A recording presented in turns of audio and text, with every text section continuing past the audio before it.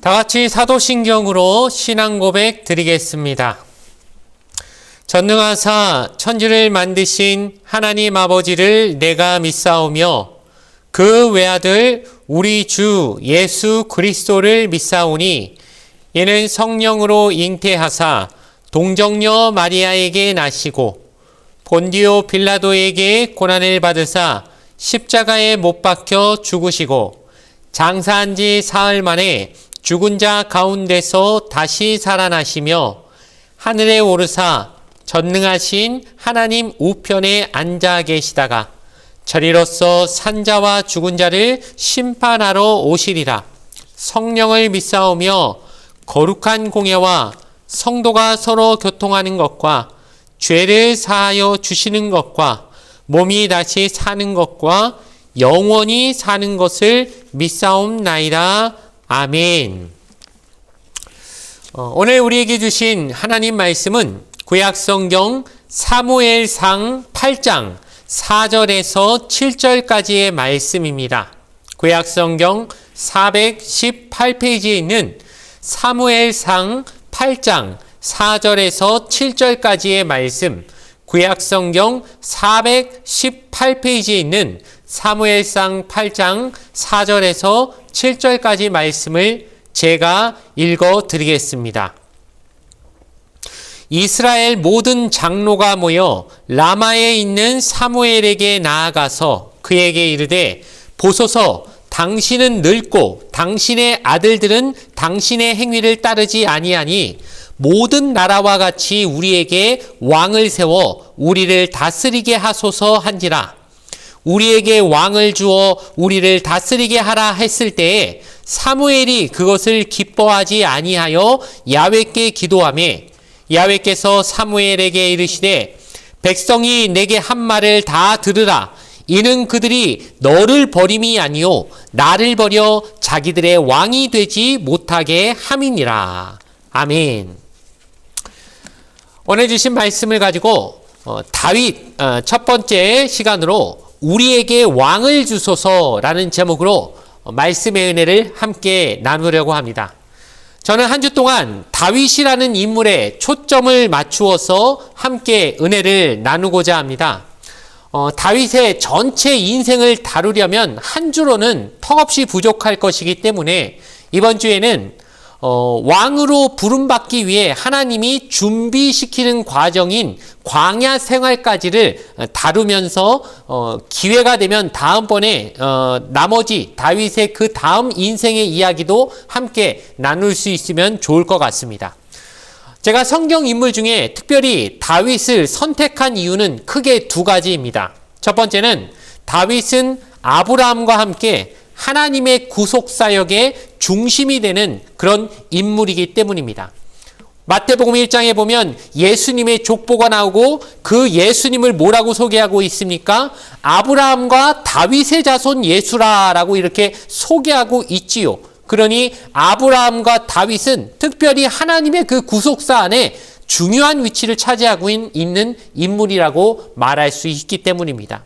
두 번째는 다윗은 하나님의 마음에 합한 사람이다 라고 하는 평가를 받았던 인물입니다. 그렇기 때문에 그 뒤에 나오는 왕들도 누구를 기준으로 선한 왕이냐 악한 왕이냐 이렇게 평가를 받았을까요? 성경에 보면 어떤 왕에 대해서 평가할 때 그 왕이 선한 왕이면은 그 사람의 행위는 다윗과 같았다라고 표현하고 악한 왕일 때는 뭐라고 표현합니까? 그 사람의 행동은 다윗과 같지 않았다라고 그렇게 평가를 하고 있습니다. 한마디로 기준이 누구입니까? 다윗이 되는 겁니다.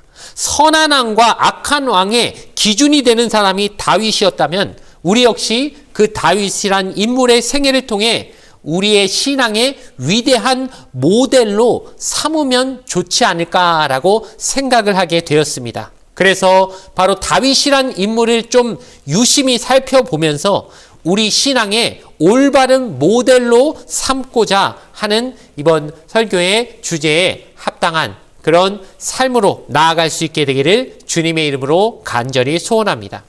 오늘은 첫 번째 시간으로서 이스라엘에 어떻게 왕정 제도가 도입되게 되었는지 그 과정에 대해서 살펴보려고 합니다. 하나님은 애굽에서 노예 생활하고 있던 이스라엘 민족을 출애굽시킨 다음에 가나안 땅을 차지하게 하셨지만 그 이스라엘 백성들이 하나님의 은혜를 잊어버리고 가나안 땅을 정복하라고 하셨는데 오히려 가나안에 살고 있는 그 이방 민족들과 동화가 되어버립니다. 그래서 어떻게 합니까? 하나님이 그렇게 싫어하시는, 그리하여 10계명 제1계명에도 나 외에는 다른 신 섬기지 말라고 분명히 얘기하셨건만 그들은 이방 민족 가나안 땅 사람들이 섬기는 우상을 섬기다가 계속해서 하나님께 징계를 받게 됐죠. 그래서 사사기 말씀을 보면 하나님은 이스라엘 민족이 우상을 섬길 때마다 이방 민족을 회초리로 드셔서 이스라엘을 징계하십니다. 그러면 이스라엘 백성은 또 하나님 앞에 회개하지요. 그럼 그때마다 하나님이 어떻게 하십니까? 사사들을 보내셔서 그들을 회복시켜 주시고 구원해 주시죠. 그럼 거기서 멈추면 되는데 또 언제 그랬냐는 듯이 또 죄를 짓고 또 우상 섬기고, 그러니 또 어떻게 합니까? 하나님이 이번엔 또 다른 이방 민족, 한 번은 미디안을 택하셔서, 한 번은 블레셋을 택하셔서, 이 암몬 족속을 택하셔서 이런 식으로 자꾸 이스라엘 민족을 징계하시니까 그때마다 이스라엘 민족은 회개하고 하나님은 또 다른 사사를 세우시고, 이게 무한히 반복되는 것이 바로 사사기의 내용이었다는 겁니다. 그러니 이제는 이스라엘 민족도 지치고 불만이 나오게 되는 거죠. 우리는 언제까지 이렇게 한 번씩 사사를 세워서 우리를 다스리는 식으로 하나님 하실 겁니까? 이제 우리도 이방 나라들처럼 왕을 세우게 해달라는 요구를 하게 되는 시점이 된 것입니다. 그래서 오늘 우리가 읽은 본문의 말씀을 보면 이스라엘 장로들이 사무엘을 찾아오지요. 그리고 그들이 하는 말이 무엇입니까? 사무엘, 당신은 지금 늙었고 당신 아들들은 당신답지 않게 막 부패해가지고 도덕적으로 완전히 결여된 사람들이기 때문에 우리의 지도자로 세우기에는 정 마땅치 않습니다. 그러니 우리도 다른 나라들처럼 왕을 세우게 허락해 주십시오라고 요구하는 장면을 우리가 보게 되었습니다. 그렇다면 사무엘 선지자는 어떻게 반응합니까? 보니까 본문 말씀에 그 말이 별로 듣기 좋지 않았다라고 그렇게 말하고 있지요. 즉 왕을 세워달라는 그들의 요구가 사무엘이 듣기에 별로 좋지 않았다는 겁니다. 그래서 그는 이스라엘 백성 그 장로들에게 너희가 왕을 세우게 되면 어떠한 일이 벌어질지 경고를 날립니다. 이게 결코 너희한테 좋지 않으니까 왕 세우는 게 그다지 좋은 일이 아니니 다시 생각해봐라. 별로 좋지 않다. 이런 일이 왕을 세웠을 때 너희에겐 이러이러한 안 좋은 일이 벌어지게 될 것이라고 경고를 하지만 그들은 어떻게 반응합니까? 우린 다 상관없습니다. 그런 일이 우리에게 벌어진다 할지라도 다 괜찮으니까 왕을 세우도록 허락해달라고 계속해서 압박하는 모습을 보게 되는 겁니다. 그런데 여러분, 여기서 우리가 꼭 한 가지 분명히 짚고 넘어가야 될 부분이 있는데, 왕을 세우는 것 자체가 그럼 나쁜 것이냐, 왕정제도가 악한 것이냐 이렇게 묻는다면 그것은 아니라는 겁니다. 즉 왕을 세운다는 것은 좋은 것도 아니고 나쁜 것도 아니고 그 자체는 좋은 것 나쁜 것으로 말할 수 없는 것입니다. 한마디로 좋게 되면 좋은 것이지만, 즉 좋은 왕으로 왕이 세워지면 좋은 거지만 나쁜 왕이 세워지면 당연히 나쁜 것이죠. 그러니 왕 제도 자체의 문제는 아니라는 겁니다. 어느 집단이든 지도자가 필요하지요. 왕은 한 국가의 지도자지 않습니까? 모든 공동체에는 지도자가 필요합니다. 그래서 이스라엘 백성도 하나님이 그때마다 적당한 인간 지도자들을 세워 나오지 않으셨습니까? 맨 처음엔 모세를 세우셨고 그 다음에 여호수아, 그 다음부터는 사사들을 세우셔서 지도자의 역할을 맡기고 감당케 하셨습니다. 그런데 오늘 이스라엘 백성들은 하나님 앞에 나와서 뭐라고 떼를 쓰고 있습니까? 왕을 세우게 해달라고 떼를 쓰고 있는 것이죠. 만약에 하나님이 보시고 또 들으시고 이 녀석들이 절대 들어주면 안 될 그런 요구를 하고 있구나 싶으셨으면 하나님이 이스라엘 민족을 사랑하니까 아마 끝까지 왕을 세우지 못하게 하셨을 겁니다. 가령 예를 들어 여러분 집에서 키우는 자녀가 여러분에게 왔는데 보니까 독이 든 음식을 가지고 와서 나 이거 먹고 싶으니까 좀 달라고 요구하면 여러분 들어주시겠습니까? 안 들어주죠. 뭐 때를 쓴다고 아무리 뭐 때를 쓰는 정도가 아니라 와서 그냥 난리를 치더라도 그것만큼은 못 들어주지 않습니까? 왜? 그거 먹으면 죽는 거 아는데 어떻게 그걸 먹게 하겠습니까? 부모라면 당연히 그렇게 안 할 겁니다. 즉 하나님도 이스라엘 백성이 때 쓴다고 들어주시겠습니까?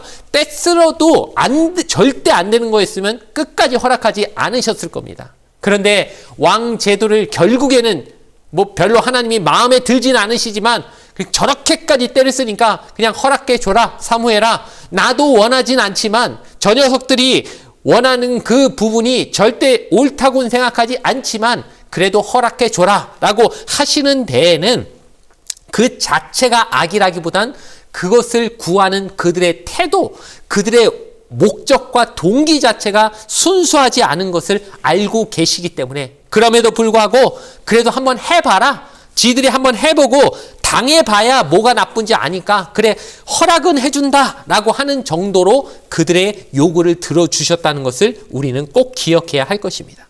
그런데 이 부분에서 하나님의 마음을 우리가 한번 깊이 생각해 봐야 할 줄로 믿습니다. 하나님이 그 요구를 들어주셨지만 결코 기분 좋게 들어주신 건 아니란 걸 알기 때문에 그렇다면 어떤 부분이 하나님 마음을 그렇게 아프게 만들고 하나님의 마음을 긁어대는 안 좋은 요소였을까 생각해 봤을 때 그 이스라엘 민족이 왕을 우리도 세우게 해달라고 하는 그 요구 자체에 문제가 있었다기보다는 그들이 왜 왕을 세워달라고 했는지 그 동기 자체가 문제였다는 겁니다. 그들은 왜 왕을 세워달라고 요구했습니까? 다른 게 아니라 다른 나라들은 다 왕이 있는데 왜 우리만 없습니까? 다른 나라들도 있는 거 우리도 좀 갖게 해달라고 하는 이런 요구였지요. 한마디로 동기가 무엇이었냐면 남들 다 갖고 있는데 왜 나만 없습니까? 나도 가지고 싶습니다 라고 하는 그런 욕심, 그거 하나뿐이었다는 겁니다. 그런데 여러분 이게 굉장히 큰 문제라는 걸 알아야 됩니다. 왜냐하면은 하나님은 이스라엘 민족을 다른 이방 민족들처럼 살지 않도록 특별히 선택하신 민족, 즉 선민이라고 우리가 부르지요. 왜 그들을 선택하셨습니까? 너희는 좀 다른 나라, 다른 민족과 구별되게 살라고, 구별된 민족으로 살라고 하나님이 부르셨기 때문에 그들은 선택받게 된 것입니다. 그런데 구별되게 살라고 선택된 민족이 남들 하는 대로 살려고 남들은 다 가지고 있으니 나도 가지고 싶습니다. 남들은 다 있는데 왜 우리만 없습니까? 우리도 남들처럼 하고 싶습니다. 그럼 하나님이 특별하게 그들을 부르신 이유가 뭐가 됩니까? 하나님이 그들을 가나안 땅을 차지하라고 하셨을 때 하나님이 뭐라고 명령하시죠? 거기 있는 민족들 하나도 남김없이 다 진멸하라고 그렇게 말씀하시지 않았습니까? 이거 왜 이렇게 잔인한 명령을 내리셨을까? 근데 이유를 생각해 봐야죠. 왜 하나도 남김없이 다 싹 쓸어버리라고 하셨을까요?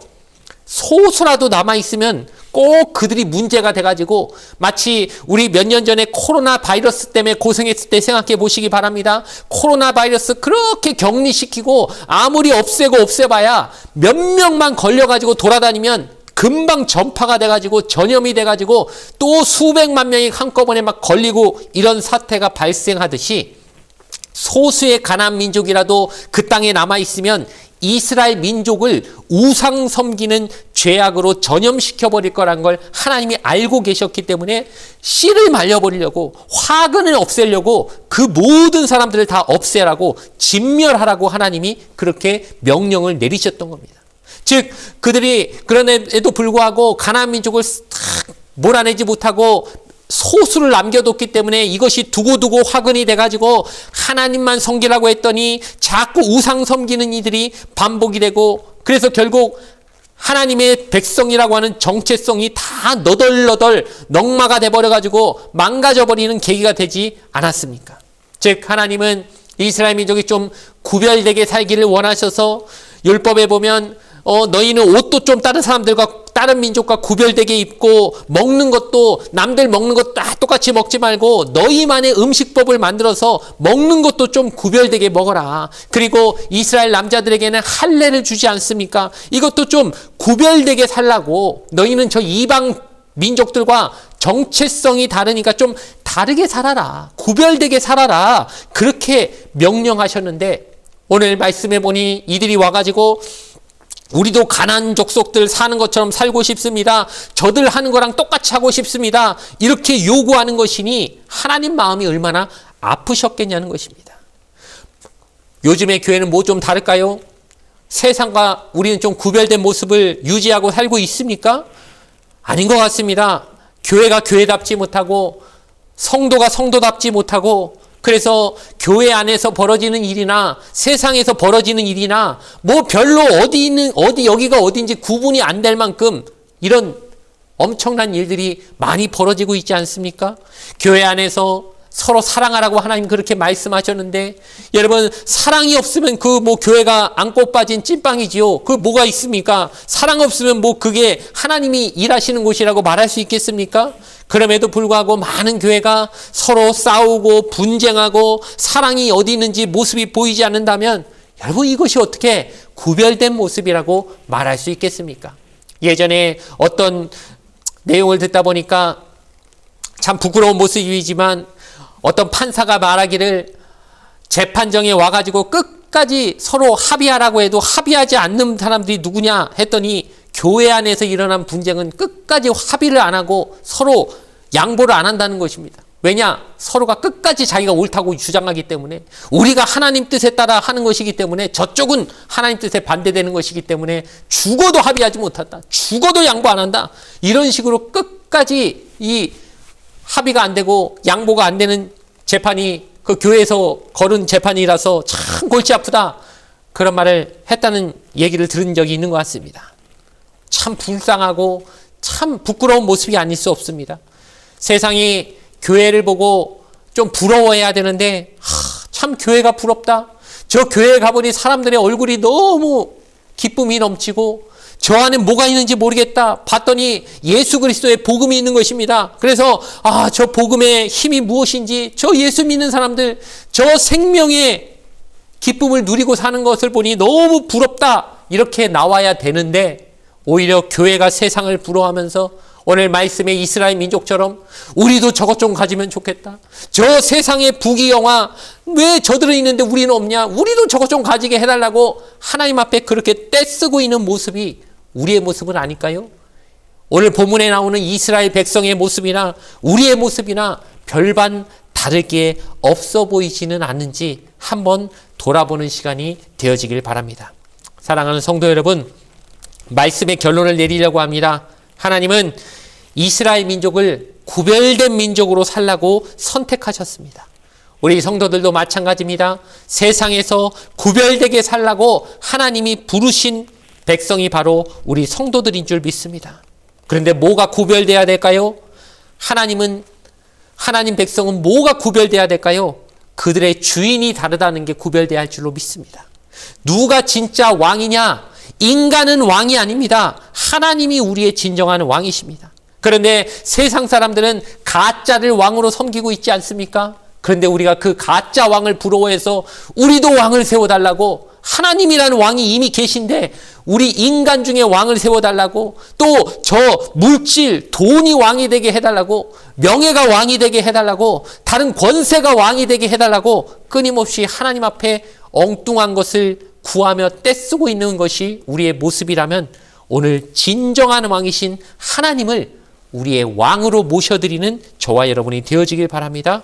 하나님이 진짜 왕이십니다 하는 이 고백을 하나님이 정말로 듣기 원하실 줄로 믿습니다. 그런 고백을 이 아침에 해내는 저와 여러분 되어지기를 주님의 이름으로 간절히 축원을 드리겠습니다. 잠시 기도드리겠습니다. 좋으신 아버지 하나님, 우리에게 왕을 세워달라고 구했던 이스라엘 민족의 모습을 오늘 우리가 살펴보았습니다. 그 모습이 사실 내 모습 아니었는지 이 시간 돌아보게 하여 주시옵소서. 엄연히 하나님이라는 진정한 왕이 내 인생에 있는데 엉뚱한 것을 가짜 왕을 부러워하며 그 왕이 있으면 내 인생이 좀 필 것 같다는 어리석은 착각을 하며 하나님 앞에 떼쓰고 있는 우리의 모습은 아닌지 이 시간 돌아보게 하여 주시옵고 진짜 왕이신 하나님을 내 주인으로 삼고 있다는 것이 누구도 부러워할 필요 없이 오히려 그 진짜 왕 때문에 내 삶을 주변에서 부러워할 수 있는 그런 존재로 살아갈 수 있는 저희가 되게 하여 주시옵소서.